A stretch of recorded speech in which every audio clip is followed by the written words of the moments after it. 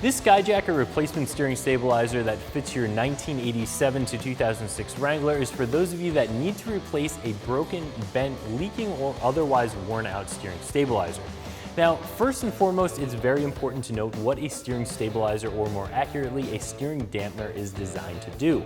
When you're driving down the road, you have a big tire on your Jeep. The steering dampener is there to dampen some of the shock that you might otherwise feel vibrating up through the steering linkage and into your steering wheel as the driver. A steering stabilizer is not there to eliminate any wobble, any sort of death wobble, or any sort of bump steer. All of those issues you can diagnose and fix, and you should, before replacing your steering stabilizer. If you put a new steering stabilizer on when you have one of those issues, it may cover up the problem for a short period of time, but you're going to very quickly blow out your new steering stabilizer and still have the same steering geometry issue. In fact, if you have proper steering geometry, a steering stabilizer is a luxury and not a necessity.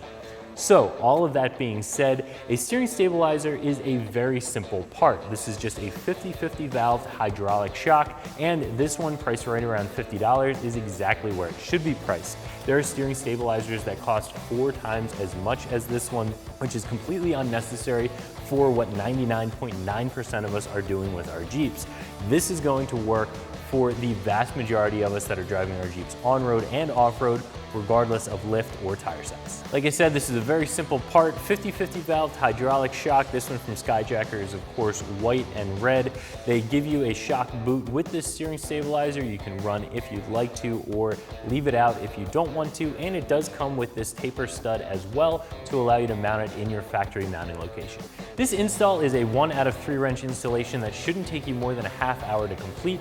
The first step is of course removing your factory steering stabilizer from both the drag link side and your axle side.